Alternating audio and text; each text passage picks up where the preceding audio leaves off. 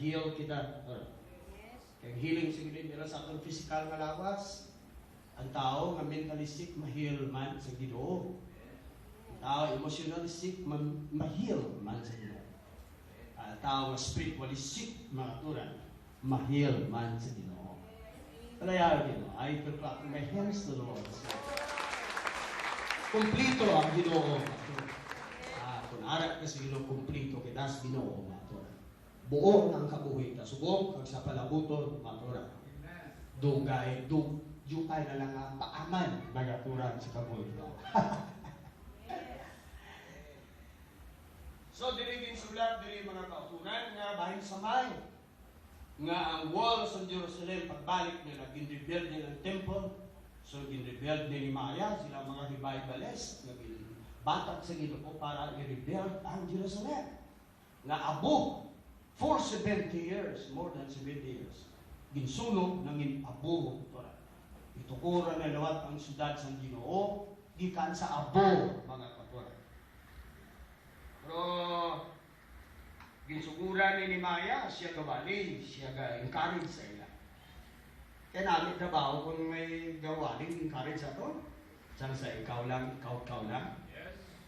Kita mo nang palumba na sa, ano galing palumba na sa nablang gagaot na, nagdao Pilipinas na.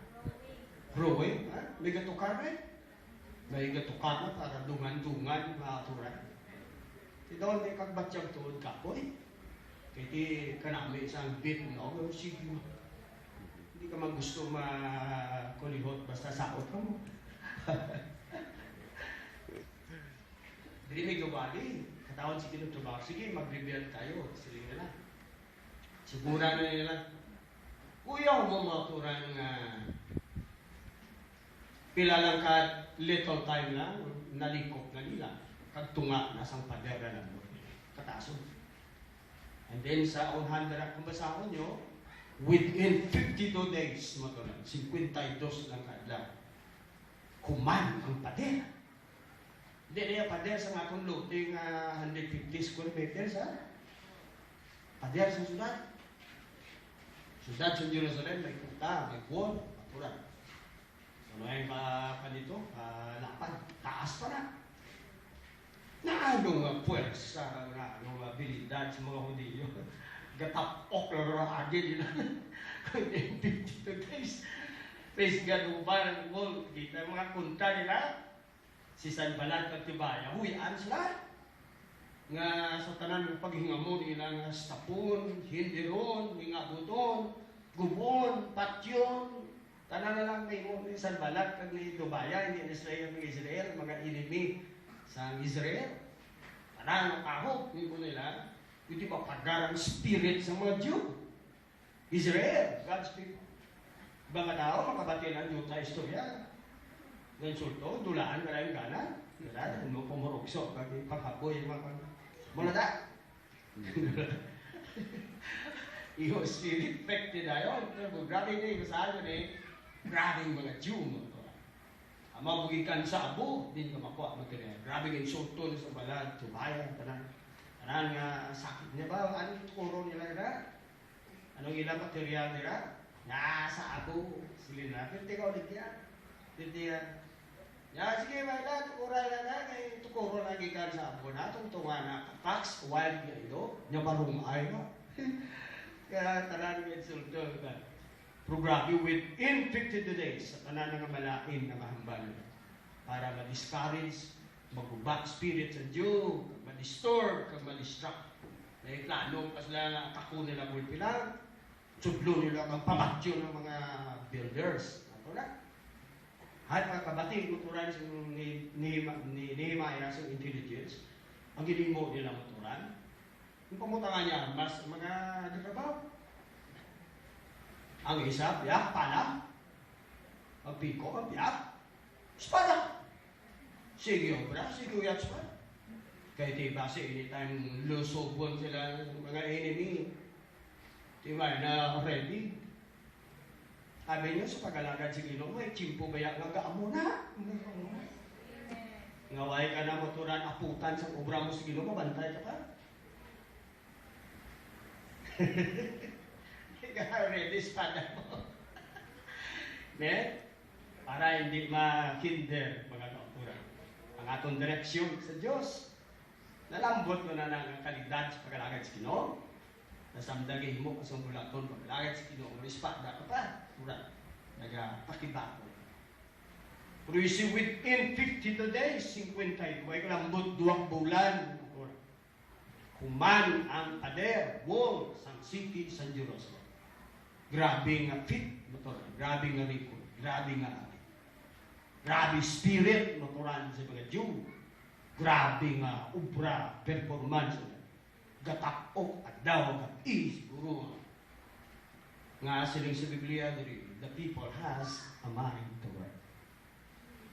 Describe lagi din ni Himaya, hindi sa dako nga magdinaga. Just because nga mga tao may huna-una sa para. Ubra. Ara na ila huna-una, ara sa ilang pinsar. Ara sa ilang mga kauturan. Buot una-una nga ubrahon, tani. Himuon, tani. Nga pangita ka mo mga sikrito sa kabuhi nga mag-motivate sa inyo, sa bisan ano man nga pagpanibuha nyo sa kabuhi nyo, nga lambuton kag angkunon nyo, nabiligit sa pagalagad sa Ginoo. Isa ni kadako nga truth, isa ni kadako tuturan nga sikrito.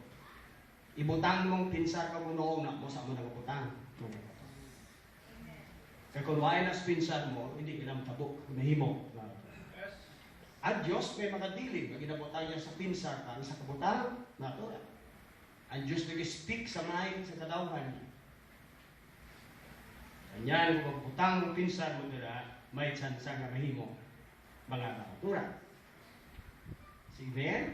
Amen. Sa mga motivator sa kalibutan na, dako na nga area ng mga tao, ginagawa nilang pinsar sa tao, nga mag-focus sa kabutang. Gina-instill, ginabutang na sila unang-una, natura. Kung ay na sa inyo, salamat kay may leader man, kag leadership. May mga prophets ang una nga mong nag-gather sa unang-una sa tao para pukusan sa una-una sa tao, mga kauturan. Amen! Kaya nga, kauturan, kung laptang una-una sa tao, ay gitsing mahimo, kauturan. Kaya ang Diyos hindi man nag-work sa muna nga paagi nga ang mind na kung maturan, wala sa muna kabutan. May mga horubaton nga nila stop, look, and listen. Wala? Kudo, tulo, pagmamati. Kaya may train nga magalabay, basi madalasa ka. Sa mga release, wala stop, look, and listen.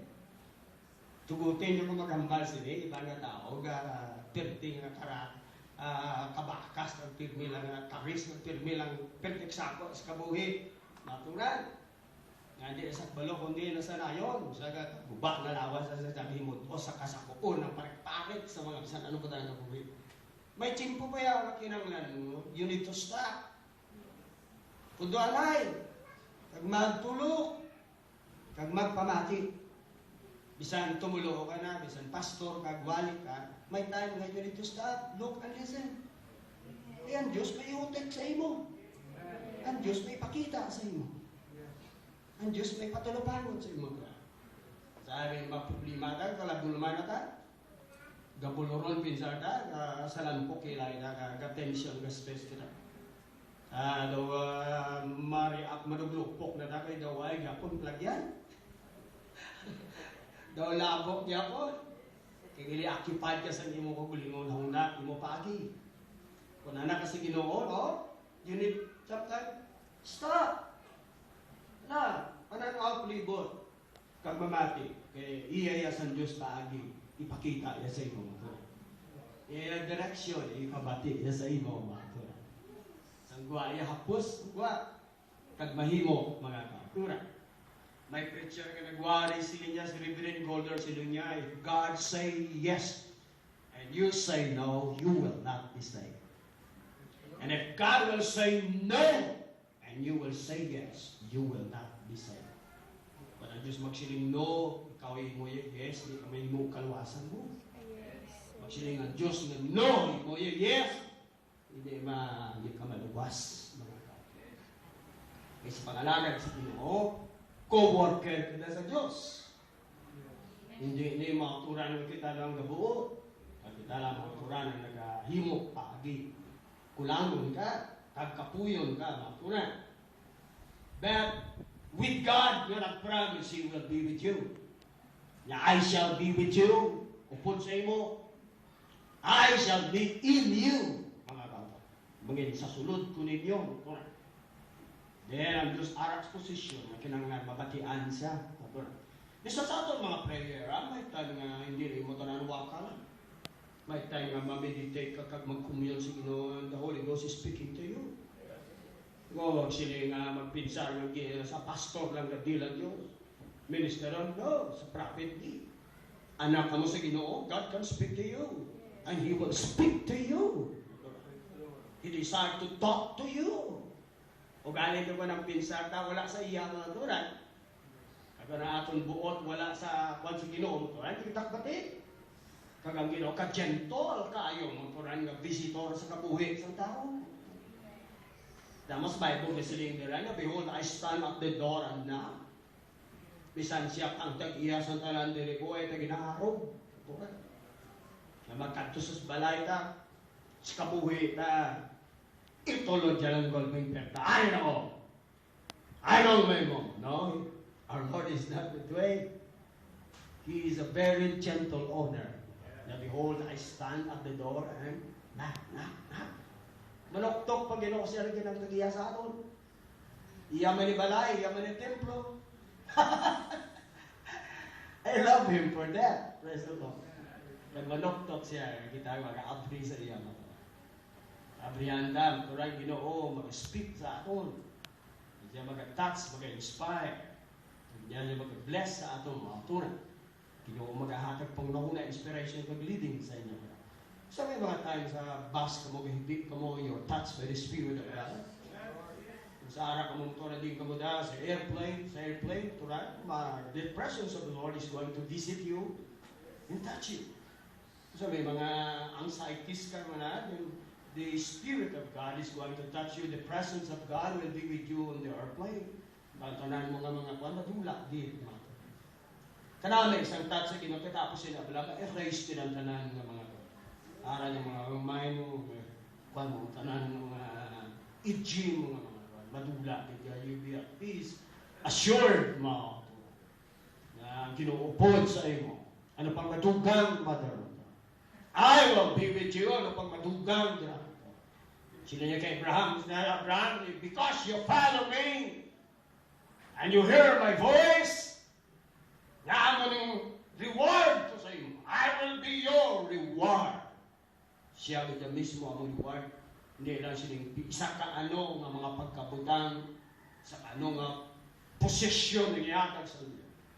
Kundi ang Diyos ni Diyan mismo, yung person mo ito lang, na I am your great reward.